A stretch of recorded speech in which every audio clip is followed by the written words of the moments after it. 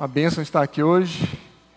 Pastor Jean, os nossos outros presbíteros tiveram no congresso em São Paulo esse fim de semana e só trouxeram notícias boas de como a nossa igreja tem sido relevante no país e no mundo através do discipulado. O pastor Jean ainda está lá, tem um trabalho grande, importante essa semana com líderes de todo o país. Não esqueça de colocar ele nas suas orações essa semana. Vamos abrir as nossas Bíblias em Gênesis, capítulo 18. Gênesis, capítulo 18. Se você trouxe a sua Bíblia de papel, abra. Se você está só no celular, lê aqui para você não se distrair, não olhar outras coisas. Hoje de manhã, o pastor André falando disso e os irmãos no celular. Oh, meu Deus, tem misericórdia. Vamos lá, Gênesis 18. Eu vou ler do 1 ao 14. O Senhor apareceu a Abraão, perto dos carvalhos de Manre, quando ele estava sentado à entrada de sua tenda, na hora mais quente do dia. Abraão ergueu os olhos e viu 3 homens em pé a pouca distância. Quando os viu, saiu da entrada de sua tenda, correu ao encontro deles e curvou-se até o chão. Disse ele: meu senhor, se mereço o seu favor, não passe pelo seu servo sem fazer uma parada. Mandarei buscar um pouco de água para lavarem os pés e descansarem debaixo desta árvore. Vou trazer a vocês também o que comer, para que recuperem as forças e prossigam pelo caminho, agora que já chegaram até esse seu servo. Está bem, faça como está dizendo, responderam. Abraão foi apressadamente à tenda e disse a Sara: depressa, pegue 3 medidas da melhor farinha, amasse-a e faça uns pães. Depois correu ao rebanho e escolheu o melhor novilho e o deu a um servo que se apressou em prepará-lo. Trouxe então coalhada, leite e o novilho que havia sido preparado e o serviu. Enquanto comiam, ele ficou perto deles, em pé, debaixo da árvore. Onde está Sara, sua mulher? Perguntaram. Ali na tenda, respondeu ele. Então disse o Senhor: voltarei a você na primavera, e Sara, sua mulher, terá um filho. Sara escutava a entrada da tenda atrás dele. Abraão e Sara já eram velhos, de idade bem avançada, e Sara já tinha passado da idade de ter filhos. Por isso, riu consigo mesma, quando pensou: depois de já estar velha, e meu senhor já idoso, ainda terei esse prazer? Mas o Senhor disse a Abraão: por que Sara riu e disse: poderei realmente dar à luz agora que sou idosa? Existe alguma coisa impossível para o Senhor? Na primavera voltarei a você e Sara terá um filho. Sara teve medo e por isso mentiu. Eu não ri, mas ele disse: não negue, você riu. Até aqui. Vamos orar. Pai amado, nós louvamos o teu nome por esse domingo que nós nos separamos como teu povo para estar diante de ti, para lermos a tua palavra e recebermos de ti a mensagem. Pai, eu peço que o Senhor fale a cada coração, por pura misericórdia através de mim, que o Senhor misture as minhas palavras com a tua, Pai, e fale individualmente a cada um, que o seu nome seja exaltado e que o Senhor nos dê a graça de compreender mais de quem tu és e daquilo que o Senhor faz no meio das nossas crises. Pai, louvado e engrandecido seja o teu nome, em nome de Jesus. Quando eu era adolescente, jovem, eu me lembro que na porta do guarda-roupa da minha mãe tinha uma frase escrita. Eu não sei por que eu gravei essa frase. E era o seguinte: crise. O velho já não serve e o novo ainda não existe. Crise. O velho já não serve e o novo ainda não existe. Eu não sei porque adolescente, né, minhas crises eram mínimas, mas essa frase ficou gravada no meu coração. E aqui nesse texto, nós encontramos um casal em meio a uma crise. Abraão e Sara já são velhos, já faz muitos anos que eles caminham debaixo de uma promessa de Deus. Deus havia chamado Abraão, falado para ele sair da casa dos pais dele, e que ele daria uma nova terra e uma descendência para ele. No capítulo anterior, ele havia de uma forma mais clara dito a Abraão que ele daria um filho, e que esse filho deveria se chamar Isaque. Mas eles ainda não tinham filhos, eles eram velhos, eles habitavam na terra, mas habitavam como estrangeiros, como nômades. Eles estavam exatamente no meio da definição de uma crise. A promessa de Deus havia sido feita, mas ela ainda não era palpável. As pressões da vida, as dificuldades, apareciam e pareciam que iam sufocar aquele casal. E eles se encontram aqui, sem saber o que vai acontecer, aguardando em Deus no meio dessa crise. Talvez você se encontre aqui hoje. Talvez a sua crise tenha se estabelecido no seu casamento, aquele casal cheio de paixão, cheio de promessas, lá no altar, agora se tornou dois estranhos que caminham se degladiando no meio da casa. Talvez a sua crise seja com seus filhos, aqueles nenéns cheirosinhos e fofos se tornaram em jovens rebeldes, longe do Senhor, que trazem preocupação. Talvez as suas finanças, um dia cheia de sonhos, cheia de esperanças, cheia de coisas belas a serem conquistadas, tenham se transformado em juros e faturas para pagar. O emprego que um dia você se sentiu chamado e com talento para executar, tenha se transformado num lugar opressor. Eu não sei qual é a sua crise. Eu não sei qual é a sua crise. Mas o Senhor sabe, e o Senhor tem a resposta para nós. A ideia central desse texto aqui é que a promessa de Deus tem um cumprimento próximo. Deus havia feito uma promessa para Abraão, e essa promessa tem um cumprimento próximo. E quando essa promessa acontecer, nascerá um filho, e esse filho será o filho do riso, será o filho Isaque, o filho do riso. Então, enquanto nós encontramos esse casal nesse choro, na ausência da bênção, aguardando o riso, aguardando o milagre, nós nos identificamos com ele. E na palavra nós vemos que existe um caminho entre choro e o riso. E esse caminho se aplica tanto a Abraão quanto a nós. Então eu quero falar com os irmãos hoje sobre o caminho do choro ao riso. E nós vemos que o caminho do choro ao riso, primeiro, é um caminho de graça. Olha o texto bíblico comigo, por favor, a partir do versículo 3. O versículo 3 diz assim, 3 ao 5, disse ele, meu Senhor, se mereço o seu favor, não passe pelo seu servo, sem fazer uma parada. Mandarei buscar um pouco d'água para que lave os pés e descanse debaixo dessa árvore. Vou trazer a vocês também o que comer, para que recuperem as forças e prossigam pelo caminho, agora que já chegaram até esse seu servo. Está bem, faça como está dizendo, disse o Senhor. Aqui nós vemos Abraão encontrando um velho amigo. Enquanto ele estava lá na sua tenda, ele viu 3 homens, e Abraão já havia visto o Senhor. Ele sabia quem era o Senhor, ele sabia como o Senhor se parecia. Ele sabia quem eram aqueles homens que caminhavam. E mais do que depressa, Abraão correu para aqueles homens, correu para eles na hora mais quente do dia. Se você continuar lendo o seu texto, você vai ver que o Senhor não estava indo para encontrar Abraão, ele estava indo para Sodoma. Se você continuar lendo, você vai ver que aqueles homens estavam levando juízo para a cidade de Sodoma e Gomorra, e que Abraão vai ter uma participação importante nesse processo. Mas quando Abraão vê na hora mais quente do dia o Senhor andando, ele em desespero caminha ao Senhor e fala, Senhor, se eu encontrei favor, se eu encontrei graça diante do Senhor, não passe de mim, não passe de mim. Olha que coisa incrível, nós servimos a um Deus que caminha até o seu povo, que caminha em direção ao seu povo. Você já pensou nisso? Que coisa maravilhosa, que Deus gracioso, que Deus amoroso. Quando você lê o livro do Êxodo, você vê que o anjo do Senhor, desde o dia em que o povo sai do Egito, caminha no meio do povo. E quando a Bíblia fala do anjo do Senhor, está falando do próprio Deus, vindo à terra em forma humana. Tem um termo teológico que chama teofania, quando Deus se manifesta como homem. E nós cremos que essa é a segunda pessoa da Trindade, que um dia viria se manifestar definitivamente como o Senhor Jesus Cristo. Então, nós servimos a um Deus que caminha no meio do seu povo. E mais que isso, nós servimos um Deus que caminha até o seu povo. A Bíblia nos conta em João, capítulo 4, que um dia Jesus estava lá no norte, na Galileia, e ele precisava ir para o sul, para a Judéia.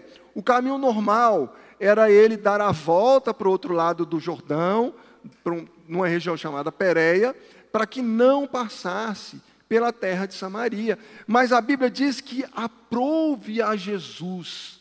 Para ele foi importante que ele passasse por Samaria, porque ali havia uma mulher do lado de um poço, uma mulher sofrida, também na hora mais quente do dia, que tinha sede, e ela precisava ouvir que havia uma outra água para ela beber. Então aprouve ao Senhor Jesus caminhar até essa mulher, em direção a ela, para trazer a notícia. No próximo capítulo de João, nós vamos ver a mensagem, a história de um paralítico, que havia 38 anos se deitava ao lado do poço de Betesda, tentando alcançar a cura. A crença é que se ele se jogasse na água, se ele fosse o primeiro a se jogar na água, quando a água era remexida pelo anjo, ele seria curado. Mas ele não conseguia caminhar até a cura, mas a cura caminhou até ele. A Bíblia fala que o Senhor Jesus caminhou até esse homem, passou por outras pessoas que precisavam ser curadas, num dia qualquer, num dia ordinário, aprouve ao Senhor caminhar até o paralítico, que fazia 38 anos, tentava caminhar até a cura, mas a cura caminha até ele e fala, levanta e anda. Nós servimos ao Senhor, que caminha até nós. Não passe pelo seu servo sem fazer uma parada, disse Abraão. Jesus, fica conosco, pois já está tarde, disseram os discípulos que caminhavam com Jesus no caminho de Emaús. A noite chegava, a noite da vida, uma noite terrível, porque aqueles discípulos estavam tristes, porque o Senhor havia morrido. O próprio Jesus caminhou até eles, e caminhou com eles, para dizer para eles, a sua noite acabou, se fez dia, eu ressuscitei. Nós servimos a um Deus que caminha até nós, por graça. Por graça. O caminho do choro ao riso é um caminho de graça. Muitas vezes na nossa crise, nós estamos sozinhos. No meio da noite, na noite escura, quando você chora e as lágrimas molham o seu travesseiro, a solidão ela é palpável. Muitas vezes você está aqui reunido com seus irmãos e os seus irmãos não têm ideia da profundidade da sua dor. Meu irmão, quando você se sentir sozinho, lembre-se que se você contemplar ao longe, você vai ver o Senhor caminhando até você. E você vai gritar, e Ele vai ouvir, Senhor, se eu achei graça diante de você, não passe de mim sem fazer uma parada.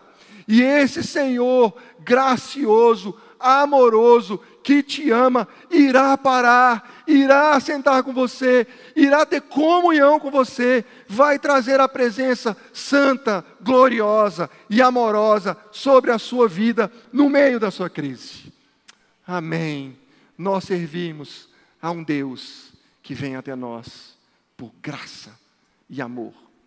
O caminho do choro ao riso é um caminho de graça, mas o caminho do choro ao riso também é um caminho de adoração. Leia comigo a partir do versículo 6. Abraão foi apressadamente à tenda e disse a Sara, depressa, pegue 3 medidas da melhor farinha, amasse-as e faça um pão. Depois correu ao rebanho, escolheu o melhor novilho e deu a um servo que se apressou em prepará-lo. Trouxe então coalhada, leite e o novilho que havia sido preparado e o serviu. Enquanto comiam, ele ficou perto deles, em pé, debaixo da árvore. Então, esse texto mostra para nós que o caminho do choro ao riso não é só um caminho de graça, mas também é um caminho de adoração. Uma vez, eu e minha esposa fizemos uma viagem para o exterior, uma viagem que em si foi graça de Deus. Quando chegamos ao aeroporto, uma irmã que nos conhecia pouco, que estava nos recebendo, nos pegou e nos levou lá no aeroporto ainda, no carro dela, e ela tinha uma van, um tipo de carro que não tem aqui no Brasil, um carro grande, e ela tinha virado os bancos da van, um de frente para o outro, e tinha uma mesinha no meio, e naquela mesa tinha uma cesta enorme, com chocolates, europeus, com biscoitos europeus, com coisas europeias que a gente não conhece no Brasil. E nós nem saímos do aeroporto. E nós já estávamos comendo e bebendo coisas maravilhosas. Aquilo marcou o nosso coração com uma profundidade, com uma força, que nós já algumas vezes tivemos a chance de falar isso para eles e dizer como foi um testemunho grande de amor e de família cristã, alguém que nos conhecia tão pouco, nos receber com tanto carinho. Mas por quê? Porque havia tempo, havia esforço, havia dinheiro, havia dedicação naquilo que nos era dado. A mesma coisa nós vemos aqui com Abraão.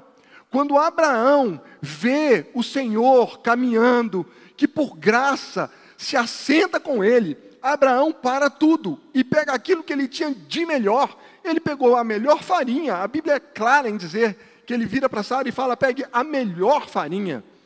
Pegou um melhor novilho, pegou coalhada, preparou tudo para o Senhor. Ele colocou tudo que ele tinha, todo o seu tempo, todo o seu talento, em adoração ao Senhor.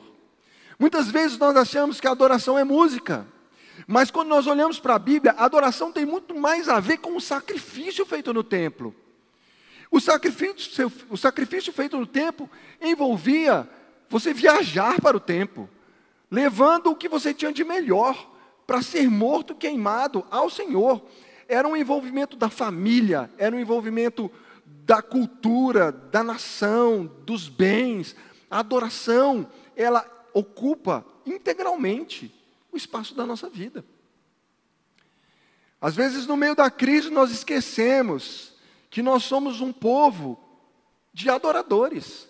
Nós queremos fazer o nosso melhor, nós queremos trabalhar mais, nós queremos acordar mais cedo, dormir mais tarde, trabalho enquanto eles dormem, ver os coaches disso, ver os coaches daquilo, comprar o último curso da internet, mas nós esquecemos que o chamado de Deus para nós é um chamado para sermos adoradores.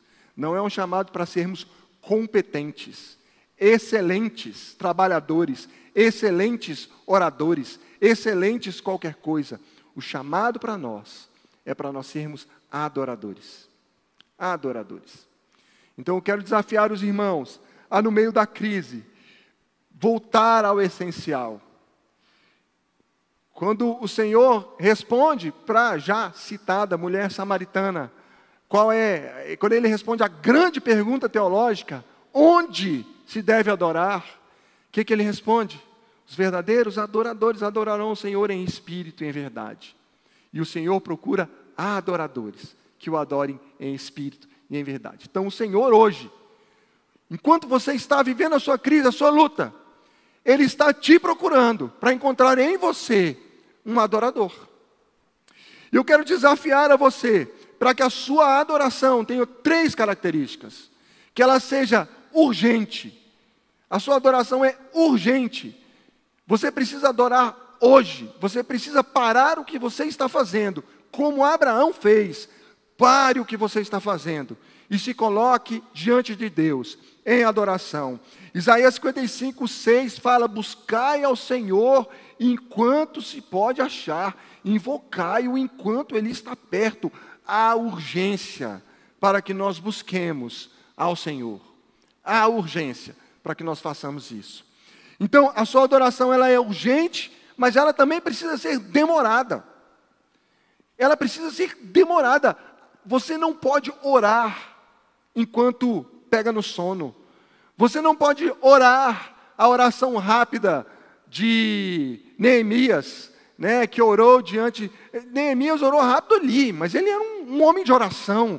Você não pode sustentar uma vida de adoração ao Senhor em rápidas interações com Ele. Na pandemia, uma das coisas que eu comecei a fazer foi pães.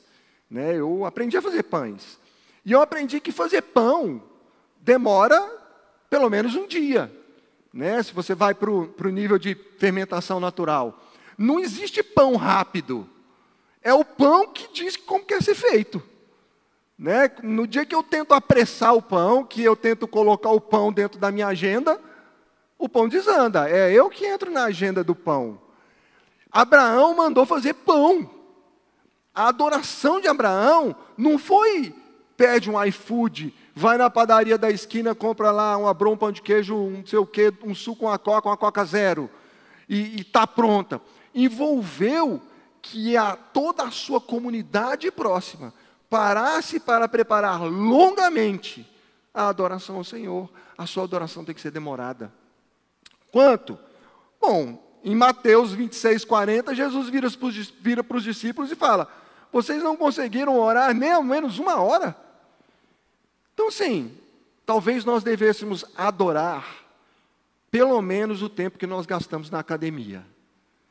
Né? 1 hora de treino, 1 hora de adoração. Ore de forma urgente, ore de forma demorada, mas ore também de forma relevante. Nós vemos aqui que Abraão separa o seu melhor. Separe o seu melhor para Deus. Separe o seu melhor tempo. Separe o seu melhor dinheiro. Separe o seu melhor dia. Separe aquilo que você tem de melhor. Entregue ao Senhor em adoração. Mesmo na crise. Talvez principalmente na crise. Porque nós vamos ver que a crise é a escola de Deus para que nós conheçamos a Ele. A crise é o chamado de Deus para que você esteja perto dEle. Então que a sua oração seja urgente, seja demorada e seja relevante.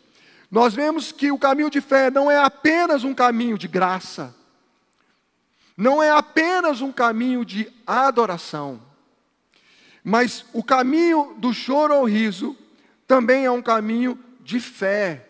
O caminho do choro ao riso não é só graça, adoração, mas também é um caminho de fé. Versículo 9. Onde está Sara, sua mulher? Perguntaram. Ali na tenda, respondeu ele. Então disse o Senhor: voltarei a você na primavera, e Sara, sua mulher, terá um filho. Sara escutava a entrada da tenda atrás dele. Abraão e Sara já eram velhos, de idade bem avançada, e Sara já tinha passado da idade de ter filhos. Por isso riu consigo mesma, quando pensou: depois de estar velha, eu e meu senhor já idoso, depois de já estar velha e meu senhor já idoso, ainda terei esse prazer. Mas o Senhor disse a Abraão: por que Sara riu e disse: poderei realmente dar à luz agora que sou idosa? Existe alguma coisa impossível para o Senhor?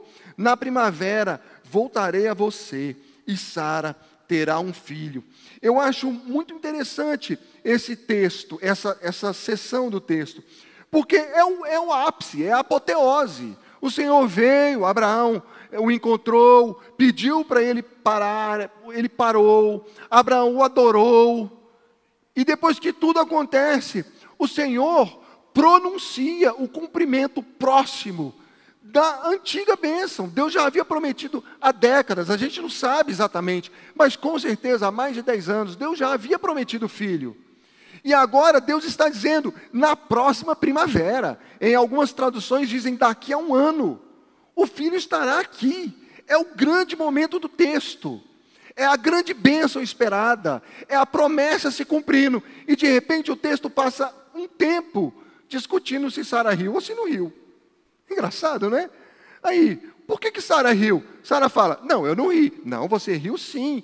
Parece uma discussão pequena diante da grandiosidade, mas não é. Tem tudo a ver com o que está dito aqui. Tem tudo a ver com o que esse texto vai mostrar para Sara, e que daqui a pouco eu vou falar. Fica curioso mais um pouquinho. No meio da crise, muitas vezes nós somos tragados para empilhar impossibilidades. Não vai dar certo por isso, não vai dar certo por aquilo, já não dá tempo mais de acontecer, é impossível, o país está em crise, o Trump mudou as tarifas, vai dar tudo errado, e blá, blá, blá, blá, blá. É isso que Sara está fazendo. Ela está empilhando impossibilidades. Ela está dizendo por que aquilo que Deus disse que vai acontecer, não acontecerá. E Deus traz a resposta para ela. E traz a resposta na forma de uma pergunta. E é essa pergunta que nós temos que aprender a responder no meio das nossas crises. Acaso há algo impossível para o Senhor? É isso que o anjo traz como resposta para Sara. Por que Sara riu? Acaso há algo impossível para o Senhor? As nossas crises, os nossos problemas, as nossas lutas, em última instância, nos levam a conhecer mais de Deus. Nós somos tentados a fazer as duas perguntas erradas. Por que eu estou passando por isso? E para que eu estou passando por isso? Jó é um livro inteiro sobre esse tema. Tentativa de explicar a luta que Jó estava passando. E a conclusão que ele chega é a conclusão que você vai chegar.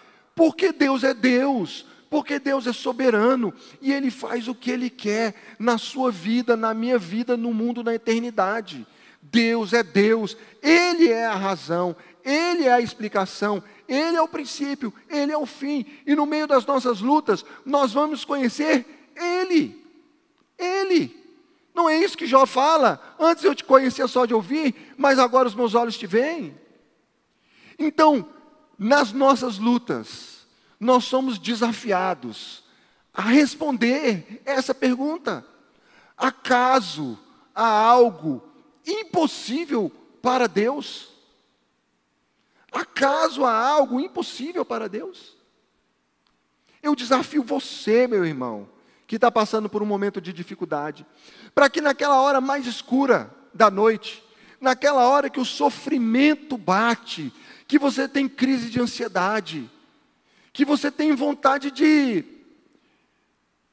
desmaiar, para pelo menos ficar alguns minutos sem aquele sentimento no seu coração, naquele momento que a dor parece insuportável, eu te desafio a olhar nos olhos da crise, a olhar nos olhos do seu problema, a abraçar essa situação que você está vivendo e perguntar: acaso há algo impossível para Deus? Há, meu irmão, algo impossível para Deus? Há algo que Ele não possa fazer? Há vida que Ele não possa mudar? Há dinheiro que Ele não possa mandar? Há situação que não possa ser construída novamente pelo poder do nosso Senhor? E no dia que essa resposta entrar no seu coração, você vai conhecer mais o Senhor e você estará mais próximo de Deus. Esse é o caminho que nós vemos na vida da própria Sara. Se você avança a sua Bíblia, você vai entender por que nós temos toda essa discussão, se Sara riu, se Sara não riu. Lá no capítulo 21, começa dizendo o seguinte: o Senhor foi bondoso com Sara. Olha isso, o Senhor foi bondoso, não com a nação, não com o marido, não com a história, não com... O Senhor foi bondoso com Sara,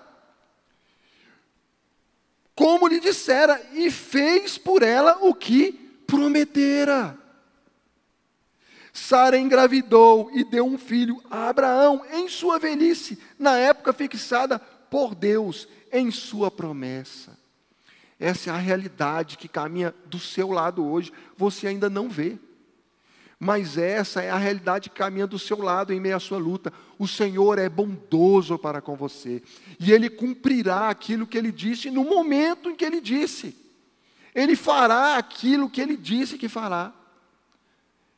E isso já está acontecendo na sua vida. E o versículo 6 diz o seguinte: e Sara disse: Deus me encheu de riso, e todos os que souberem e dirão, e todos os que souberem disso rirão comigo. Deus me encheu de riso, e todos os que souberem disso rirão comigo. Aquela Sara, que estava rindo escondida, que estava negando para o próprio Senhor que riu, agora ela está cantando, agora ela está gritando, e ela está dizendo: Deus me encheu de riso, e todos que souberem rirão comigo. E aqui a gente precisa abrir uma ajuda do hebraico para entender a profundidade desse texto, porque Isaac é a mesma palavra para rirão comigo.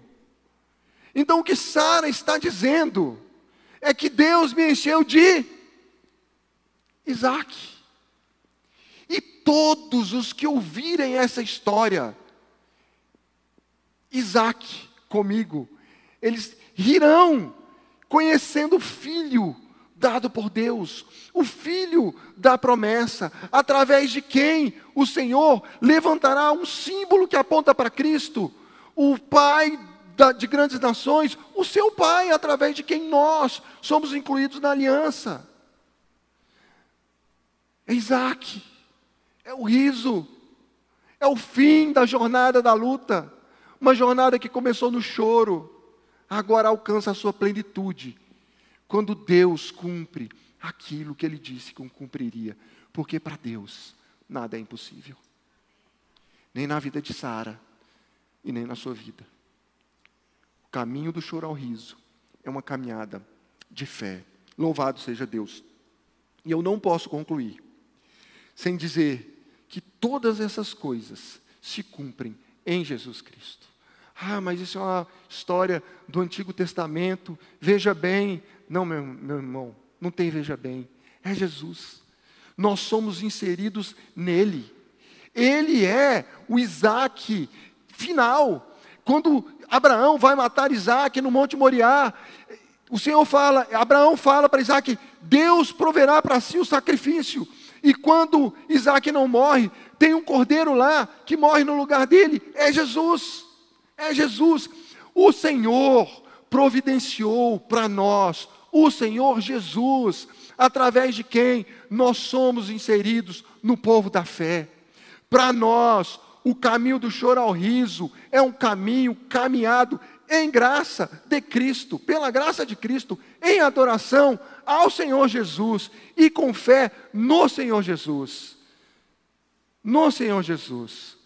O caminho do choro ao riso, a sua crise, a sua luta, a sua dificuldade, é um tempo que o Senhor separou para que o Senhor conheça mais ao Senhor Jesus Cristo, aquele que é a palavra, aquele que Colossenses 2 diz que é a plenitude de todas as coisas, e que nele nós somos feito povo. Nós somos feito povo. Amém? Então, na noite escura, no dia da sua luta, na hora do choro, lembre-se que o caminho do choro ao riso é graça, porque nós servimos a um Senhor que caminha até nós. É adoração urgente, rápida, longa, dedicada. E é fé, porque nada é impossível para esse Deus. Amém? Vamos orar? Senhor Jesus, nós te agradecemos, porque o Senhor cumpre em si mesmo todas as coisas. Nós te agradecemos porque o Senhor é a plenitude de todas as coisas e nos insere como povo teu.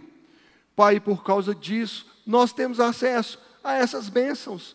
Nós temos acesso às tuas promessas. E nós sabemos que na nossa noite escura, no meio da nossa luta, no meio da crise, o Senhor é um Deus que caminha até nós, em amor, em graça, para nos trazer a vitória. E nós te adoramos e cremos que nada é impossível ao Senhor. Pai, eu peço que o Senhor derrame sobre nós a tua coragem, para começarmos a semana em fé, sobretudo em fé, de pé, erguidos, vitoriosos, porque servimos ao Deus Todo-Poderoso, que nos chamou e nos escolheu. Louvado e engrandecido seja o teu santo nome, em nome de Jesus. Amém.